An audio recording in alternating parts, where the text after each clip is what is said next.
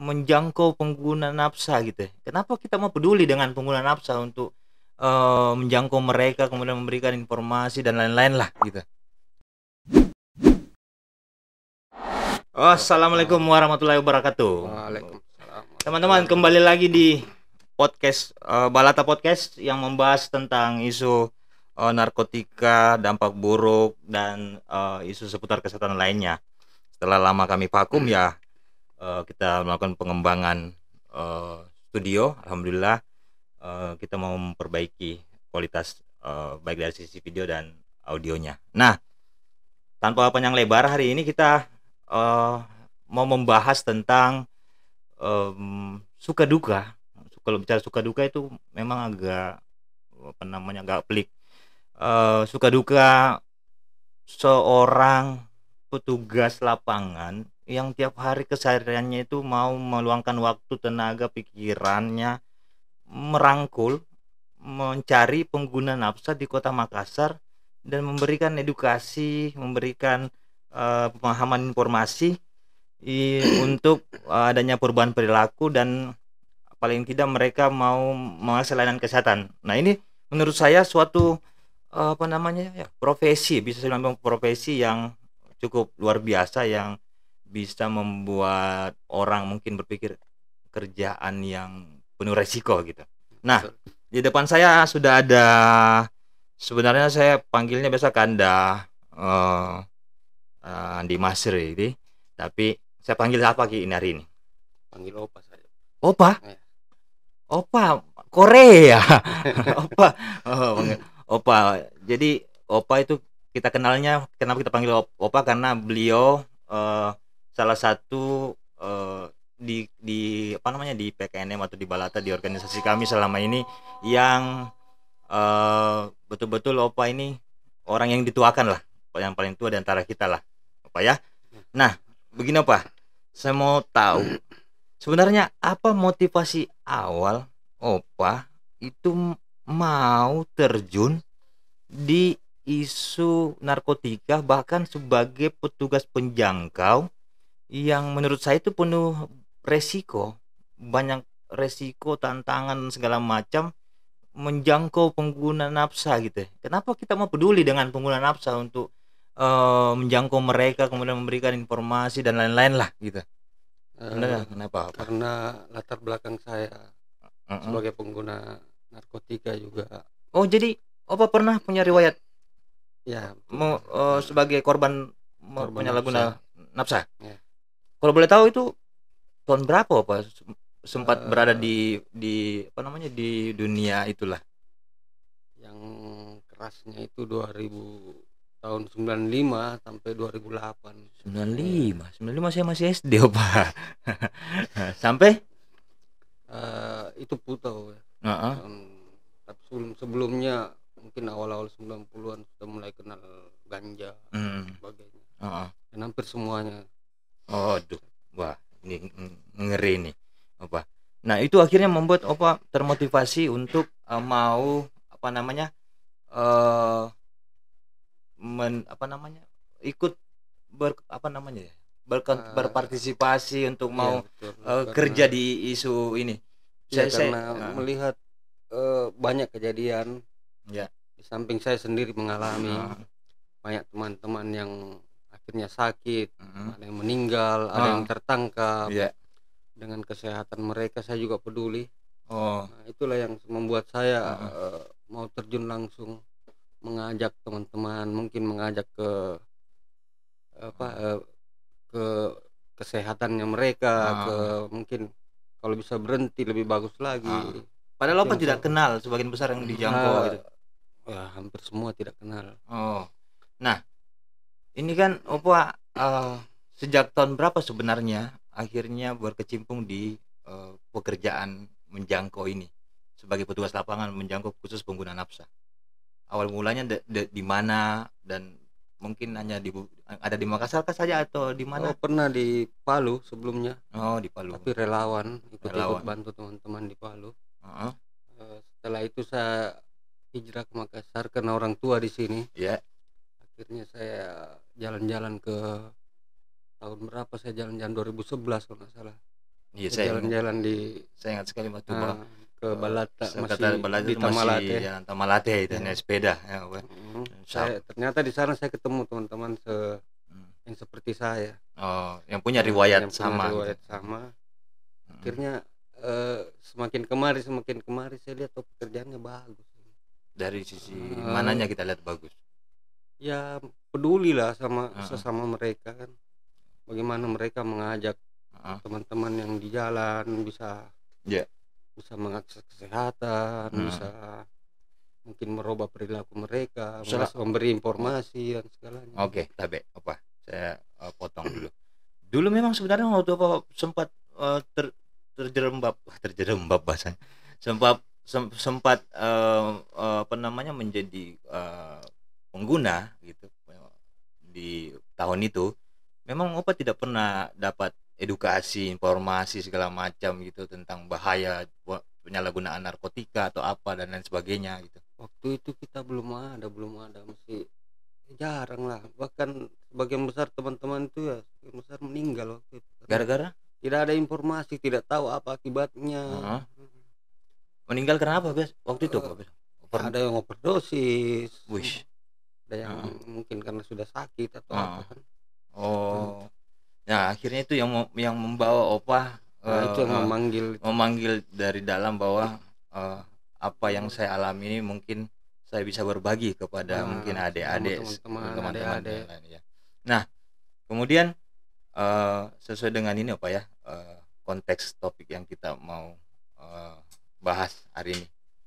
Saya mau tanya sebenarnya suka dukanya selama menjadi petugas penjangkau lapangan yang turun ke lapangan, menjangkau pengguna nafsa, masuk ke tempat rawan yang beresiko, kemudian tidak dikenal. Itu suka dukanya bagaimana? Kita mulai dari dukanya dulu, pasti lebih banyak dukanya pastinya. Ya, dukanya kadang kita dikira ini apa ya? Dikira banpol lah, dikira apa? Banpol cepu ya, banpol ya, banpol polisi kayak gitu ya. Terus kadang mereka tidak respon. Nggak respon. Iya. Kedua, ketika mereka menerima, kadang kita bawa ke layanan. Bawa ke layanan itu janjian hari ini, nunggu 2 jam 3 jam, akhirnya mereka tidak datang. PHP. Ya. Nah, padahal sebelumnya sudah janjian. Iya, saya terus ada lagi dukanya kira-kira apa? Mungkin pernah pada waktu di salah satu hotspot yang rawan mungkin tiba-tiba ada hilang sesuatu atau apa gitu. Menggerebekan. Waktu itu di kuburan. Oh, adalah salah satu daerah di Kota Makassar yang kita kenal kalau tidak salah kampung narkoba di. Iya, waktu itu kita masuk pas lagi direbek. Masa? Iya. Terus apa yang Opa lakukan waktu itu? Untung ID card itu ada di sini, jadi tidak peduli sama saya. ID card tak ada. Jadi ya polisi yang melihat dia tidak peduli sama saya. Oh, jadi dia lihat saja saya mau keluar Pak, sudah keluar. Oh, itu ada pagar. Ada pagar. Ketika orang masuk dalam situ tidak bisa keluar. Jadi dikancing gitu, di blok. Kalau orang mau belanja, itu dibukakan, masuk, kunci lagi. Ternyata yang masuk polisi. Banyak waktu itu 8 orang. Akhirnya tapi lolos Opa. Keluar. Tapi spor jantung juga. Itu yang menjadi sempat mungkin Opa merasa, waduh, ini kayaknya jangan sampai dikira setelah penggerebekan dikira Opa yang melaporkan. Itu juga kan bisa menjadi begitu asumsi masyarakat di situ. Nah, waktu itu tidak terjadi karena yang manggil itu termasuk orang-orang disegani di dalam. Orang disegani. Nah, Opa, kalau sukanya gitu. Ya kalau sukanya alhamdulillah ketika ada beberapa teman-teman yang kita edukasi, kita beri, dan dia antusias mendengarkan apa yang kita jelaskan, itu senang sekali, rasanya puas sekali. Apalagi kalau setelah itu yang kita bilang tadi, janjian untuk akses kesehatan dan akhirnya mereka mau itu kita merasa sangat puas. Padahal kita tidak janjikan sesuatu gitu. Kita syukur-syukur mereka sehat. Berarti bisa dibilang itu kepedulian yang dari dalam Pak ya, berangkat dari yang tadi kita bilang dari pengalaman riwayat hidupnya Opa, apalagi sekarang umurnya Opa kan sudah tidak muda lagi saya bilang Pak. Jadi ya syukurlah ada Opa yang mau juga untuk mau mendedikasikan waktu dan tenaganya. Nah, Opa, saya mau tanya juga tentang apa namanya, metode ketika Opa melakukan aktivitas penjangkauan ke lapangan. Metode kan begini Pak, kita itu kadang ke satu tempat kita tidak kenal orangnya, Ya, betul. tidak kita tahu. Sementara memang sebagai apa namanya, punya riwayat pengguna dulu, pasti Opa tahu lah secara apa namanya, gestur segala macam pasti. Wah ini, nah bagaimana cara tak bisa masuk ke tempat itu? Nah sampai bisa dipercaya, sampai bisa diterima, masa tidak diusir ki atau dipukul ki, diborongi ki apa? Tahu lah, ada beberapa yang muka-muka sinis tapi belum sempat dipukul. Cuman setelah berulang-ulang saya pikir saya tahu tempat ini kayaknya ada yang saya kenal, mungkin bisa bawa masuk atau gimana kan. Oh jadi kita pakai ada bantuan teman, Cari teman yang ada di sekitar situ, mungkin bisa dipercaya sama orang-orang sekitarnya. kayak orang-orang berpengaruh lah gitu ya. Nah, itu kita dekati dulu. Di samping itu karena umur saya duluan dari mereka mungkin. Oh senioritas. Saja yang saya kenal itu lebih tua mungkin ya. Jadi itu yang membuat saya mudah masuk ke dalam. Dari situ akhirnya, ya kita kemudian minta diperkenalkan. Kenalkan sama mereka, ngajak mereka ke pertemuan yang diadakan sama itu kita adakan nantinya. Setelah itu mereka mulai percaya, terbangun dibawa ke layanan kesehatan, akhirnya mereka yakin oh ternyata ini bagus, bermanfaat bagi mereka. Dan itu kalau saya boleh tahu, kita metode mendatangi mereka itu berapa kali biasanya? Sekali ke 2 kali? Oh itu berulang-ulang, bisa sampai 10 kali. Berulang-ulang dalam seminggu kadang kita datangi. Kadang iya. Oh iya ya sih sebenarnya kalau kita hanya kenal sekali begitu baru kita hilang ghosting curiganya gitu. Iya. Pasti. Jadi kita terus melakukan kunjungan berulang-ulang. Apa saja didiskusikan biasa? Kadang masalah kesehatannya kita bawakan media ini. Oh kayak apa namanya, flyer gitu. Flyer tentang kesehatan, tentang rehab, tentang apa. Bahwasanya ada LSM yang seperti ini. Akhirnya mereka bisa menerima begitu. Tapi bisa juga dibilang diantara banyak itu mungkin ada juga yang yang sifatnya mungkin apa namanya, masa bodoh gitu ya. Cuek gitu, tidak peduli, bahkan kita kasih kayak mungkin dia buang gitu. Itu sakitnya di mana-mana mungkin. Ada bahkan ketika kita kasih dia cuma pegang-pegang di rumah. Ada. Nah itulah. Nah, oke. Metodenya kayak gitu, Pak Di. Tetap menggunakan teman yang punya dulu kenalan segala macam untuk masuk ke suatu wilayah. Nah, kemudian kalau saya boleh tahu, Opa, selama menjalani profesi ini, menjangkau, menurut Opa, hingga hari ini paling banyak itu orang-orang menggunakan jenis zat apa yang banyak kita temui? Nah, itu sekarang. Apa itu? Yang paling banyak itu yang aneh sekarang. Mereka itu yang sabu disuntik itu. Saya heran, dulu itu sabu zaman saya dihisap. Sabu disuntik? Iya. Jadi kayak heroin disuntik. Caranya bagaimana, Pak? Ya dimasukkan disuntikan, diinjek di jarum, ya ditaruh air di ini, setelah itu disuntik. Terus disuntik ke gitu. Iya kayak heroin dulu kayak puto. Itu yang saya heran. Tapi kita pernah bertanya sama mereka kenapa sampai mereka mau menyuntikkan gitu? Alasannya? Alasannya ya sama zamannya kita putau dulu. Ketika mereka mungkin drugs, kalau kita dulu kan murah ya, masih murah. Akhirnya setelah ketergantungan tinggi akhirnya dosisnya naik, kantong ya tipis ya. Akhirnya saweran juga enggak cukup.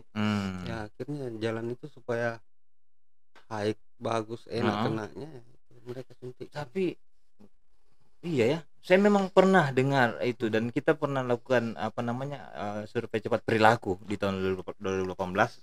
Memang terdapat dari hasil SCP itu memang masih ada di Makassar itu orang menggunakan narkotika dengan cara disuntikan gitu. Banyak. Iya. Di jalan. Saya dengarnya dulu itu apa namanya, jenis ini buprenorfin, Buxon. Dulu kan Subutex, kemudian Buxon.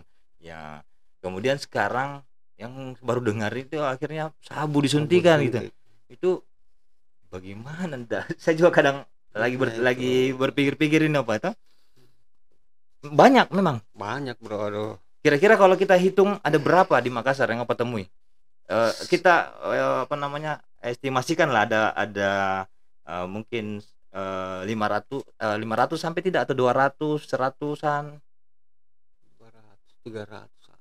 Ada? Seperti itu. Ada. Dan itu rata-rata orang yang menyuntikkan sabu itu umur, saya tanya dulu Pak, dari segi umur yang kita temui. Iya. Umurnya seumur mungkin kayak Opa, mungkin punya riwayat pernah menyuntik atau punya dulu anggaplah dia pernah menyentuh heroin gitu. Tidak juga. Jadi tidak pernah kan mereka masih muda-muda. Ada yang zaman dulu mungkin latar belakangnya karena sugestinya ingin nyuntik tapi ada yang sama sekali tidak pernah lihat langsung pakai. Tapi itu kan memakainya itu harus lewat vena kan, intravena. Awalnya kan mereka sebagian karena kecukupan bahan ya untuk dosis pemakaian mereka bisa dapat ininya. Yang lainnya itu ya sebagian ikut-ikut. Lihat lebih enak. Kalau dulu kan kita bicara dulu itu orang pakai heroin, pakai putau, bahasa jalanannya itu kan kelas-kelas teman-teman high class dulu kan. Lifestyle-nya dibilang kalau dia sudah pakai heroin itu dianggap wah ini kayaknya anak gedongan lah, anak lifestyle-nya keren gitu ya. Masih kurang lah dulu. Tapi kan sekarang kalau kita lihat ini ya memang sekarang penggunaan sabu kan banyak. Sekarang di seluruh kota lah, bukan cuma Makassar. Kayak kacang, Bro. Iya. Cuman itu harganya berapa Pak biasa kalau kita tanya itu teman-teman yang kita jangkau itu, kalau mereka satu kali pakai itu yang disuntikan itu? Ya cepet ya 100.000? Iya, 1,5, kadang-kadang mereka bertiga, berempat. Tapi dia penggunaannya bagaimana? Maksud saya wadahnya, jarumnya gitu. Jarumnya, cuman jarumnya mereka sebagian besar sudah agak pintar, maksudnya sudah teredukasi. Sudah teredukasi, cuman ada beberapa yang agak jorok juga. Maksudnya, kan itu kalau dia lihat temannya mungkin tidak ada riwayat apa-apa, dia berani pakai. Bekas ya. Iya. Waduh. Jadi tapi menurut Opa kan Opa juga termasuk dalam metode kerjanya itu memberikan logistik prevention kan, penyambung tangan dari layanan kesehatan puskesmas gitu, memberikan kayak kondom, memberikan jarum suntik, tapi bukan bermaksud memfasilitasi ya, tapi untuk menjaga kesehatan mereka. Tetap Opa memberikan juga edukasi yang supaya kayak harm reduction kan gitu, supaya bisa hierarkinya, maksudnya kalau bisa menggunakan jangan sampai disuntikan, kalau bisa jangan sampai kalau bisa sampai berhenti misalkan berhenti menggunakan narkoba. Nah,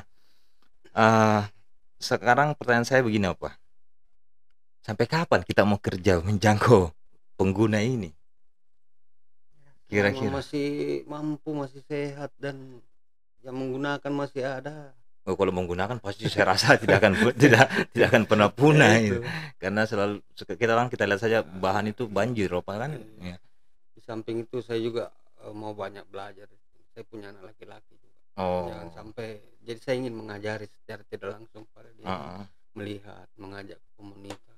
Anaknya Opa yang laki-laki sudah dewasa, remaja? SMA. Ya. Tapi dia tahu Opa kerja profesinya itu sebagai profesi berhubungan erat ini dan penuh resiko. Pernah saya bawa. Nah, ada satu pertanyaan kritis saya nih Pak. Pengguna kan bukan cuma laki-laki gitu, ada yang perempuan.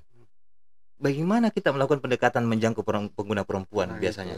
Kadang-kadang susah gampang. Jadi kadang saya turun lapangan sama istri saya. Bawa istri? Iya. Kan dia agak paham juga. Jadi dia lah yang masuk gimana cara mendekati mereka. Jadi Opa membawa istri untuk supaya perempuan sama perempuan dulu ngobrol lebih supaya lebih cepat erat komunikasi, kemudian memperkenalkan memberanikan diri. Terus seampuh apa sebenarnya kalau Edikar itu, apa yang tadi kita bilang, yang ketika ada penggerebekan Edikar itu yang kita bawa biasa untuk menjangkau di lapangan, itu cukup ampuh? Ampuh.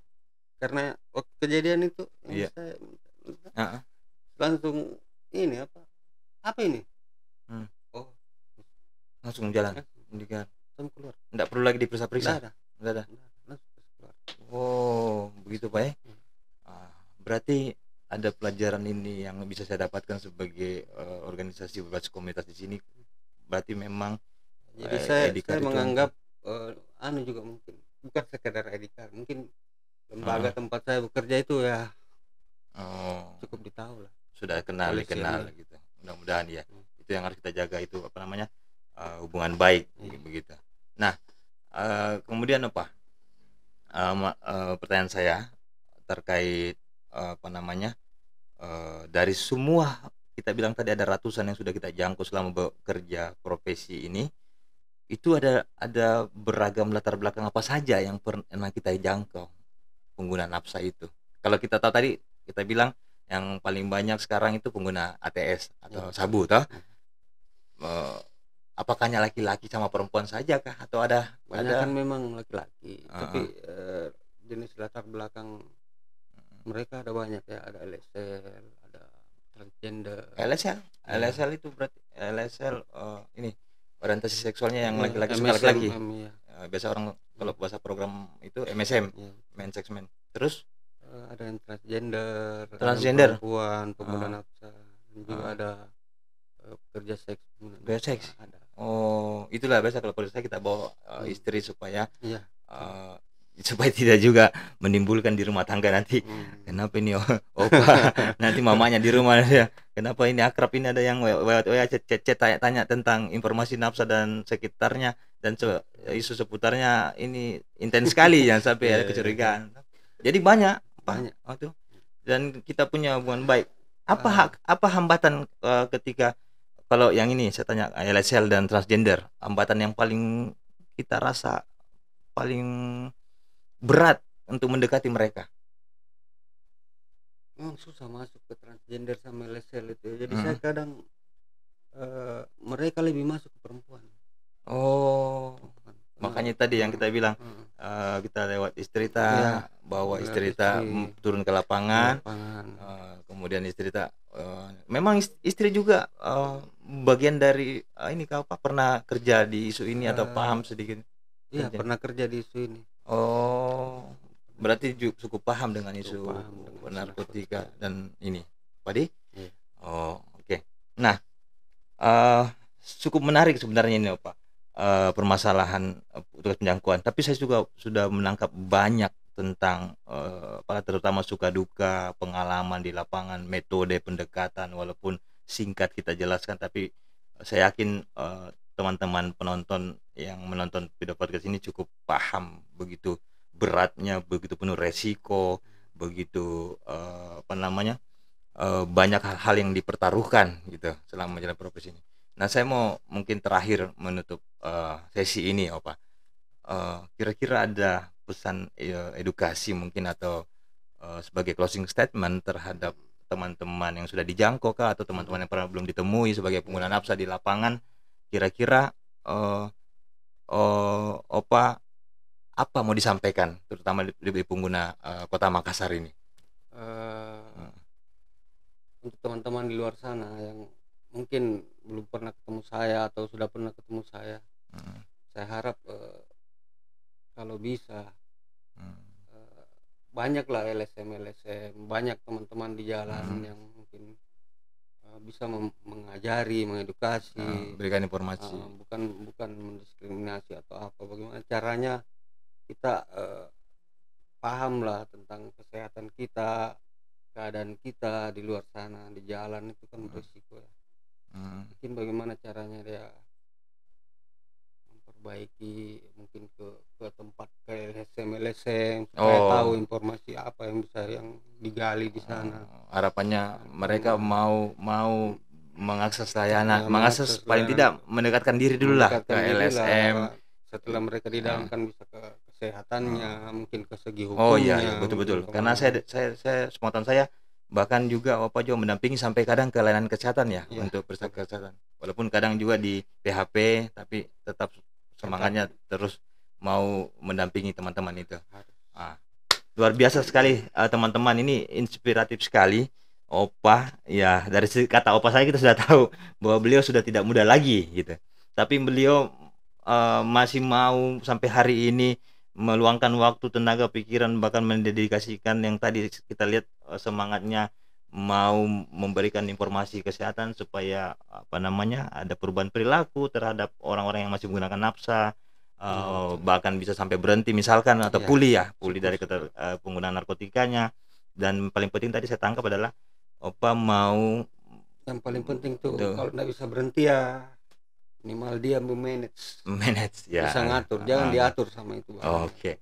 Dan paling tidak dia harus dekat dengan layanan kesehatan supaya bisa dia mengetahui risiko kesehatannya. Betul. Dan paling tidak Opa sudah punya anak yang sudah remaja laki-laki, itu mungkin Opa secara tidak langsung memberikan sinyal sama si anak bahwa Bapak dulu pernah punya riwayat ini. Saya harap kamu bisa paham dengan isu ini sehingga kamu bisa dengan kamu paham, kamu bisa menentukan pilihan hidupmu gitu, pilihan paling ini. Tidak di lapangan dia juga bisa ngajak-ngajak teman, jangan begitu, enggak bagus. Kan. Maksudnya bisa nih. Tapi yang paling penting, kalau Opa saya boleh tanya, perlukah kita melakukan stigma dan diskriminasi terhadap pengguna nafsa? Jangan. Kasihan itu korban. Kita menganggap itu korban sehingga kita mau membantu mereka. Jadi hal yang paling penting adalah kita, apapun kalau dia menggunakan, mungkin dia menjual itu kan kita harus melihat latar belakang, kita tidak tahu belakang mereka kenapa melakukan itu. Yang penting kita rangkul mereka dulu. Mantap sekali. Terima kasih Opa atas share informasinya. Diskusinya singkat teman-teman, tapi saya rasa penuh makna dan penuh inspirasi. Nah, kita akan ketemu lagi. Sesi ini mungkin cukup untuk berbicara tentang suka duka, dan ada saksi hidup di sini bagaimana orang yang pernah mengalami juga menjalani permasalahan itu, kemudian berangkat dari situ memiliki motivasi untuk mendedikasikan juga waktu, tenaga, pikirannya untuk mau terjun di isu ini walaupun umur sudah tidak tua lagi dan masih konsisten sampai hari ini. Saya rasa mungkin cukup teman-teman bisa mengambil hikmahnya, mengambil pelajaran dari cerita Opa. Yang buruk-buruknya ya jangan diambil, yang baik-baiknya mudah-mudahan bisa menjadi motivasi tersendiri bagi teman-teman yang menonton. Terima kasih sekali lagi Opa atas waktunya. Nanti kita akan ketemu lagi teman-teman di sesi konten podcast berikutnya yang kita akan bahas topik-topik lain yang lebih sesuai dengan perkembangan mungkin dan lain-lain. Mungkin itu dari saya, Farid Satria. Demikian, terima kasih. Assalamualaikum warahmatullahi wabarakatuh. Waalaikumsalam.